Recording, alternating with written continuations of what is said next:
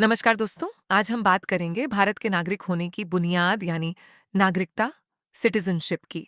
जब 26 जनवरी 1950 को हमारा संविधान लागू हुआ तो सबसे बड़ा सवाल था, उस ऐतिहासिक दिन भारत का नागरिक कौन कहलाएगा। इसका सटीक जवाब देता है भाग 2 का अनुच्छेद 5, आर्टिकल 5। आइए सबसे पहले इसके मूल पाठ को देखते हैं। दी स्टेटमेंट बेयर एक्ट वर्बेटिम। भाग 2 नागरिकता। अनुच्छेद 5, संविधान के प्रारंभ पर नागरिकता।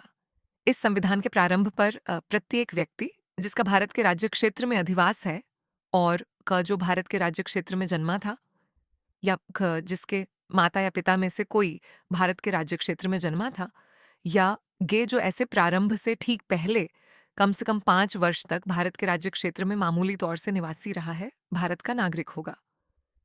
The simplification explanation UPSC, SSC और स्टेट पीएससी परीक्षाओं के दृष्टिकोण से इस अनुच्छेद की 3 सबसे जरूरी बातें बिल्कुल सरल भाषा में समझिए।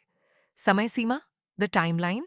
यह अनुच्छेद केवल 26 जनवरी 1950 संविधान लागू होने के समय की स्थिति पर बात करता है।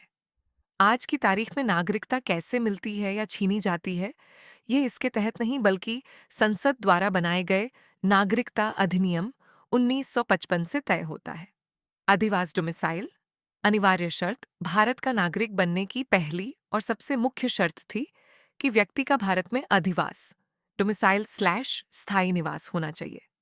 इसका कानूनी मतलब है कि वह व्यक्ति भारत में रह रहा हो और उसका इरादा हमेशा के लिए यहीं रहने का हो। 3 में से एक शर्त पूरी करना जरूरी। अधिवास डोमिसाइल होने के साथ साथ नीचे दी गई 3 शर्तों में से कोई भी एक शर्त पूरी करनी आवश्यक थी। 1, या तो उसका जन्म भारत में हुआ हो, या 2, उसके माता पिता में से किसी एक का जन्म भारत के राज्य क्षेत्र में हुआ हो, या 3, वह संविधान लागू होने की तारीख से ठीक पहले कम से कम 5 वर्षों से लगातार भारत में सामान्य रूप से रह रहा हो। Do context landmark case and example. इसे व्यावहारिक रूप से समझने के लिए आइए सुप्रीम कोर्ट का एक ऐतिहासिक केस देखते हैं। Landmark supreme court case Pradeep Jain बनाम भारत संघ 1984। इस मामले में सुप्रीम कोर्ट ने अधिवास डोमिसाइल शब्द को पूरी तरह साफ किया। कोर्ट ने स्पष्ट किया कि अमेरिका की तरह भारत में राज्यों की अलग और देश की अलग नागरिकता नहीं है। पूरे देश में केवल एक ही अधिवास है, भारत का अधिवास डोमिसाइल ऑफ इंडिया।